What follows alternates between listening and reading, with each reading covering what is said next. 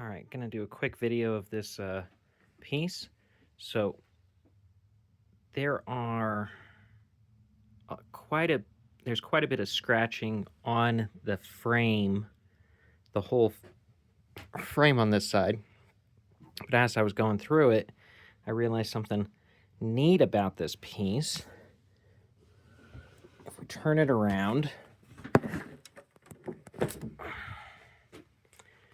this side isn't as rough. There's a little separation there, but this side isn't as rough. And this drawer is completely reversible.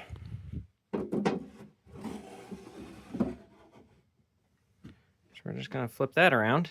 And then now the front and back have switched, and there's now a nicer look to this. So hopefully that helps somebody realize there's more opportunity here without having to do a full refurbishing.